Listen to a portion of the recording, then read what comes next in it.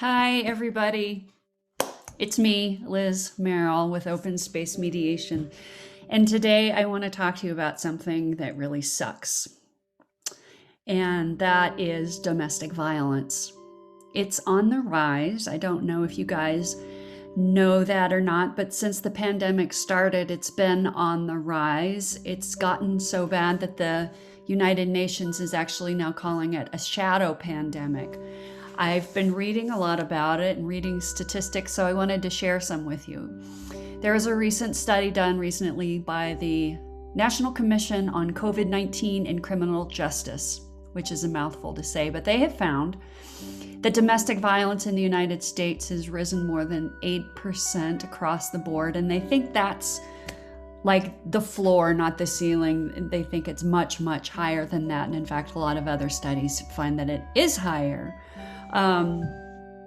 There are a lot of reasons that contribute to that, like unemployment and financial insecurity, the stress of childcare and homeschooling, increased isolation from friends and family, and not being able to get out to your job, movement restriction, lack of privacy at home. Physical distance has also reduced access to support and support networks, and making it more difficult for victims to just sort of get out and get help, get away from their partner, get to a place where they can make a phone call and have a break. Because of the nature of domestic violence, it's domestic, it's in a home, it's pretty much always behind closed doors. It's very hard to prove, and it can be very difficult to prosecute. As you know, as if you watch any amount of news, especially over the past 4 years or so, not just the past 4 years, but there seems to be a tendency for people not to believe people who are claiming that they are being abused sexually or in the home. And a lot of times victims are blamed for it, or just cast out or called names.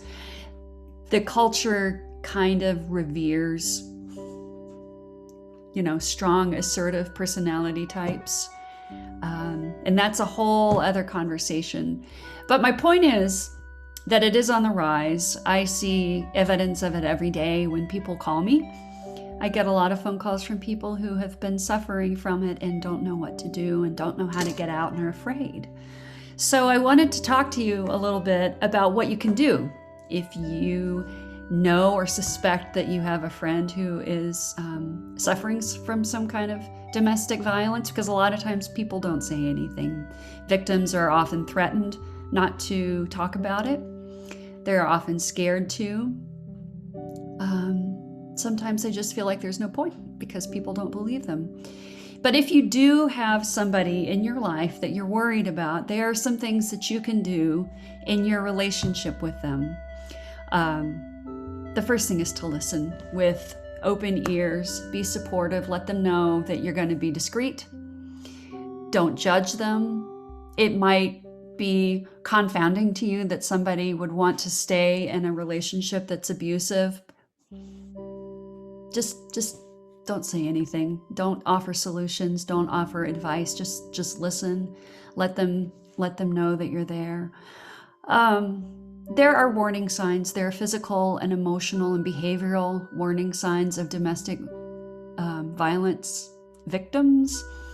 Familiarize yourself with them and believe people when they come to you. Don't say, well, are you sure you weren't drunk, or did you hit them first?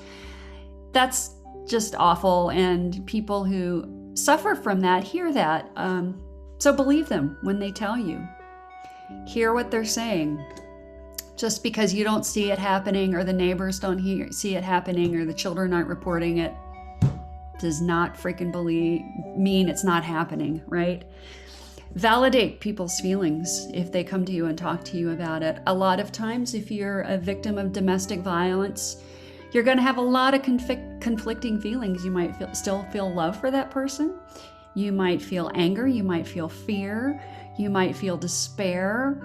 You might just feel numb. Whatever feelings people are having are their feelings, and your job is just to validate it.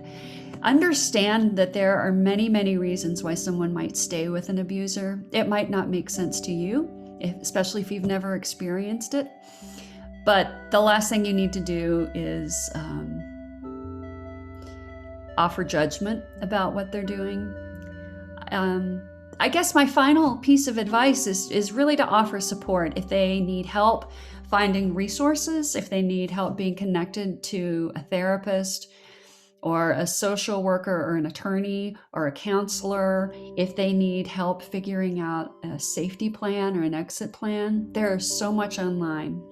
And in the bottom, in the comments, I'm going to put a lot of resources. And so you can just go there, familiarize yourself with it, and have that available and offer to help someone make phone calls if they need support and they're asking for it. So that's my little PSA for the day. It's something that I feel so strongly about, and I don't think enough people really realize it. Realize how bad it is and how much worse it's getting. So I just wanted to put that out there for everybody so that you can educate yourself a little bit and support anyone who needs support in your life. My final call to action is, if you are suffering from this, or if you have a friend who is, please contact me, because I will help you. I can meet with you.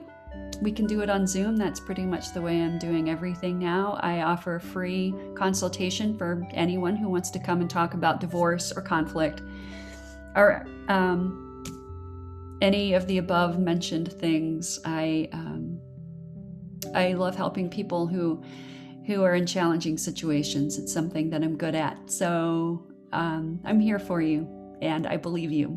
And I'm thinking about all of you guys through this rough period. Hopefully we'll be done with it soon. All right, that's it from me. Goodbye, you guys.